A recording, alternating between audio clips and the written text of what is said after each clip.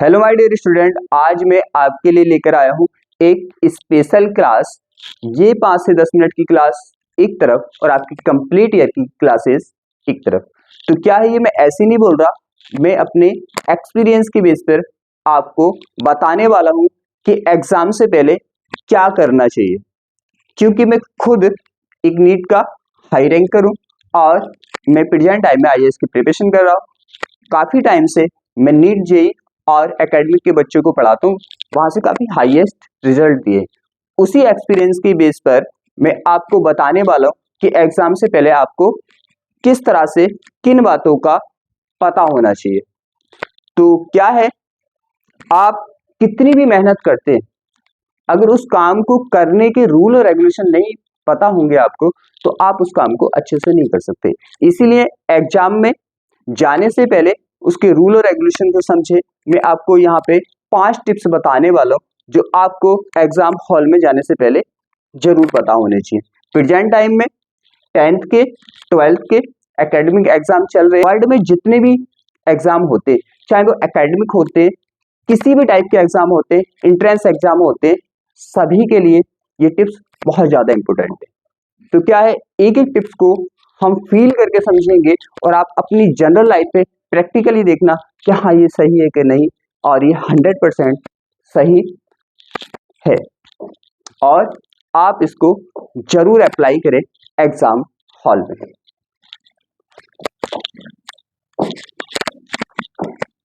Tips number 1। Tips number 1 अगर देखें तो सबसे पहला हमारे माइंड में सवाल आता है, पेपर खराब की शुरुआत यहीं से होती है।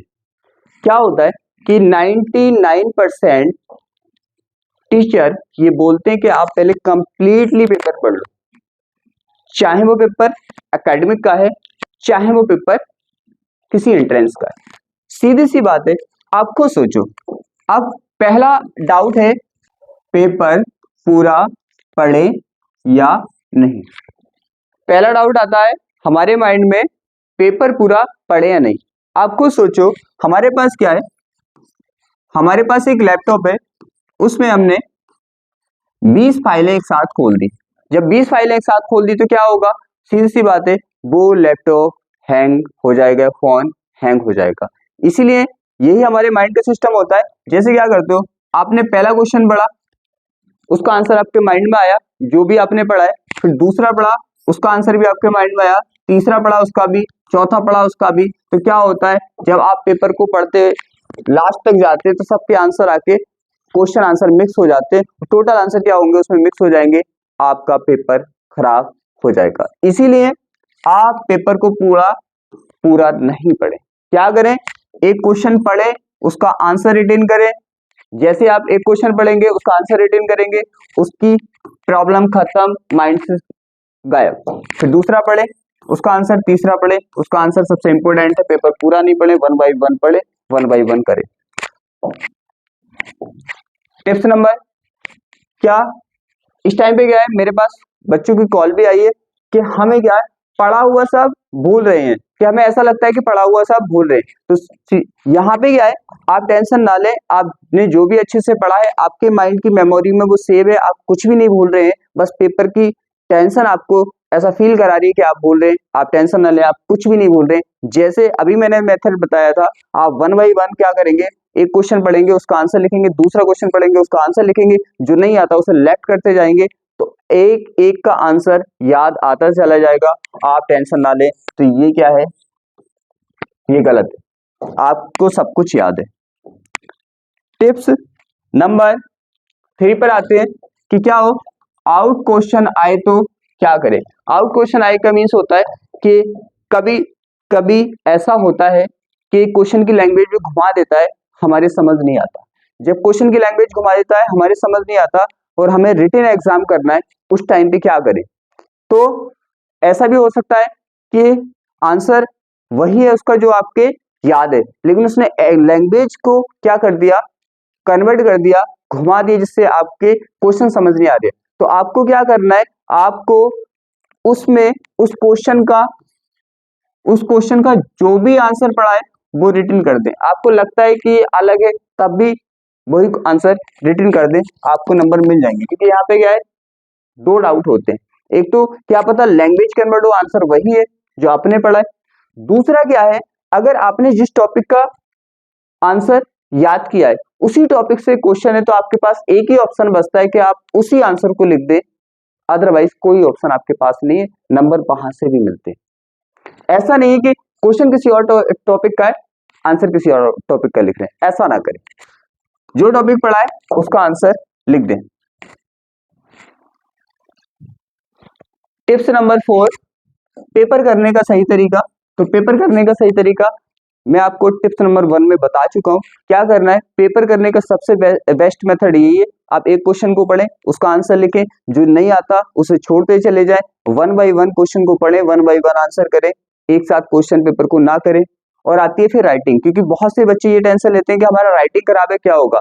तो क्या है, ऐसा कुछ नहीं कि आपको सजा सजा के लिखना है अच्छे से तभी नंबर मिलेंगे। बस क्या है, ऐसा लिखो जो एग्जामिनर को समझ आ जाए। लिखने का सबसे सिंपल मेथड है, क्या करें आप, ऐसा करें, पेपर को, मैं बस टिप्स बता रही हूँ, यहाँ पे राइटिंग नहीं दिखा रहे, पेपर को करने का सही तरीका, बस इसको फॉलो करना है। पेपर करने का सही तरीका आपने क्या देखा, यहाँ पे क्या करें, आप थोड़ा डिस्टेंस पे लिखें, नीचे वाली लाइन वहां पे लिखें जहां पे गैप बना रहे। राइटिंग का तरीका ये, आप टेंशन ना ले, ज्यादा कुछ भी नहीं होता, बस समझ में आना चाहिए। ये हो गया। टिप्स नंबर क्या है, टिप्स नंबर 5, रिवीजन कैसे करें। रिवीजन करने का क्या होता है, रिवीजन हमारे पास क्या होते हैं, लॉन्ग क्वेश्चन होते हैं, फिर उसके बाद शॉर्ट होते हैं, फिर उसके बाद वेरी शॉर्ट होते हैं। इसका मीन्स दीर्घ होते हैं, लघु होते हैं और अति लघु होते हैं, अति लघु होते हैं। करना क्या है, फिर उसके बाद ऑब्जेक्टिव आते हैं, ऑब्जेक्टिव मीन्स बहुविकल्प। तो करना क्या है, देखो करना क्या है, रिवीजन करने का सबसे बेस्ट मेथड ये, बच्चे उल्टा करते हैं, पहले ऑब्जेक्टिव करते हैं, फिर उसके बाद अति लघु, फिर लघु, फिर दीर्घ। ये रॉन्ग मेथड है, ये रॉन्ग मेथड है। जो इस टाइप से करता है वो रॉन्ग है। पहले क्या करें आप, लॉन्ग करें। लॉन्ग करने में क्या होता है, लॉन्ग क्वेश्चन जब करते हैं तो सब कुछ वहां पे कवर हो जाता है। लॉन्ग क्वेश्चन में से जब लॉन्ग क्वेश्चन आप करके निपटेंगे, जब यहाँ पे शॉर्ट करेंगे, लघु करेंगे, तो यहाँ पे 95% हो जाएगा, 95% हो जाएगा, मिनिमम लिया है, वरना 1-2% बचता है, सब कुछ यहीं से तो हो जाता है। ये हो गया। तो इसके करने से पहले क्या फायदा हुआ, आपका 95% लघु हो गया। लघु करने से क्या फायदा होगा, आपका 95% क्या होगा, अति लघु हो जाएगा। और अति लघु और इन सबको करने के बाद आपका ऑब्जेक्टिव तो टोटल का टोटल हो ही जाएगा। तो रिवीजन करने का करेक्ट तरीका यही है। एक टिप्स और बतानी, एग्जाम डे पे क्या करें। एग्जाम डे टिप्स नंबर 6 मान लो इसको, टिप्स नंबर 6, एग्जाम डे पे क्या करें। एग्जाम डे पे एक बात बड़ी कंफर्म याद रखें कि कम से कम आप 4 से 5 घंटे पहले पढ़ाई छोड़ दें। अगर मेरा कहना तो ये है कि अगर एंट्रेंस की तैयारी कर रहे हैं तो आप कम से कम एक दिन पहले ना पढ़े, लेकिन एकेडमिक की 12th 11th की आपके पेपर है तो इसमें 4 से 5 घंटे पहले छोड़ दें। क्यों, क्योंकि 4 से 5 घंटे पहले आप छोड़ देंगे तो आपका माइंड रिलैक्स करेगा, रिलैक्स करने के बाद आप एग्जाम पे हॉल में जाएंगे तो पेपर को बेटर करेंगे। अगर ऑन टाइम पे पढ़ के जाओगे तो क्या होगा, पढ़ते हुए आपकी हार्ट बीट ये सब कुछ क्या होगी, बहुत हाई हो जाएगी, और जब एग्जाम हॉल में बैठोगे तो आपका माइंड सही से काम नहीं कर पाएगा। सबसे बड़ी प्रॉब्लम यही होती है जो एग्जाम बिगड़ता है बच्चों का। तो ऐसी गलती बिल्कुल भी ना करें, आप 4 से 5 घंटे पढ़ाई को छोड़ दें और अपने माइंड को रिलैक्स करें, उसके बाद आप क्या करेंगे, पेपर करेंगे, बड़ा इंटरेस्ट आएगा। लेकिन अगर आप ऑन टाइम पे पढ़ के जाएंगे तो आपकी हार्ट बीट सब कुछ बढ़ी हुई होगी, आप एग्जाम में बैठेंगे, आपका माइंड रिलैक्स होने में 3 से 4 घंटे लेगा, इतने आपका एग्जाम खराब हो चुका होगा। तो बस ये थी मेरी क्या टिप्स, आप क्या करें, इन टिप्सों को एग्जाम में अप्लाई करें और आप देखेंगे कि आप एक बेहतर रिजल्ट पाएंगे। तो आज की क्लास हम यहीं पे क्लोज करते हैं आपको टिप्स के साथ।